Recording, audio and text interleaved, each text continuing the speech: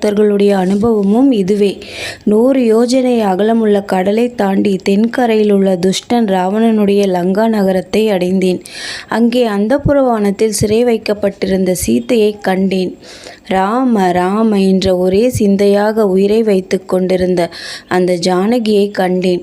அவலட்சண வடிவங்கள் கொண்ட கொடிய ராட்சச பெண்களின் காவலில் துயரப்பட்டு கொண்டிருந்தாள்.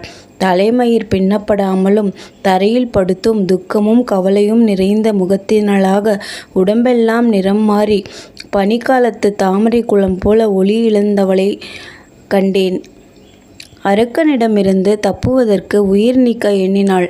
தங்களுடைய கீர்த்தியை மெதுவாக எடுத்துச் சொல்லி அதற்கு முன் என்னை அறியாத அவளுக்கு குரங்கான என்னிடம் நம்பிக்கை உண்டாக செய்தேன். பிறகு பேசினேன். உமக்கும் அரசன் சுக்ரீவனுக்கும் ஏற்பட்ட நட்பை பற்றி அறிவித்தேன். நீர் துயரப்பட்டு கொண்டிருப்பதை சொன்னேன். உம்முடைய குறையாத அன்பை பற்றி சொல்லி அவளை மகிழ்வித்தேன். புனித தேவிக்கு உமக்கு கொடுக்கும்படியாக இந்த ஆபரணத்தை தந்தாள். ஒரு காக்கை தாங்கள் தூங்கும் பொழுது தன்னை தொந்தரவு செய்ததை பற்றி தாங்கள் வருத்தமுற்றதை எனக்கு சொல்லி தங்களுக்கு அதை நினைவூட்டச் சொன்னாள். அவளுடைய திலகம் அழிந்த ஒரு சமயம் தாங்கள் மலைக்கல்லை அரைத்து திலகமிட்டதை நினைவூட்டச் சொன்னாள். 1 மாதம் உயிர் வைத்து கொண்டிருப்பேன், அதற்கு மேல் முடியாது என்று தங்களிடம் என்னை சொல்ல சொன்னாள். வானரர்களுடைய அரசனுக்கு இது தெரியும்படியாக சொல்வாய் என்று எனக்கு ஆணையிட்டாள். இனி உடனே நாம் லங்கா நகரம் படையெடுத்துச் சென்று தேவியை மீட்டு கொண்டு வருவதை பற்றி சிந்திப்போம் என்று சொல்லி சீதை கொடுத்த சிகாமணியை சக்கரவர்த்தி திருமகனிடம் கொடுத்தான். அதை வாங்கி உற்று நோக்கி ராமச்சந்திரன் விஸ்மயமாகி போனான்.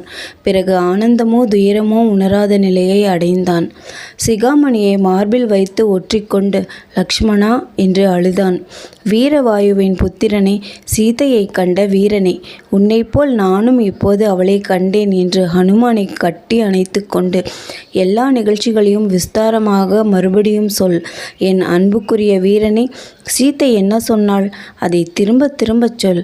ஹனுமானே, இந்த மொழிகள் தாகத்தை தணிக்கும் தண்ணீர் போல சுவைக்கின்றன என்றான். அப்படியே மாருதி எல்லா நிகழ்ச்சிகளையும் அனைவரும் கேட்க விஸ்தாரமாக சொல்லி சீதை ராமனிடம் சொல்லச் சொன்ன வார்த்தைகளை அப்படியே அவளுடைய இனிய மொழிகளாகவே சொல்லி ராமன் உள்ளத்தை நீராக பெருகச் செய்தான்.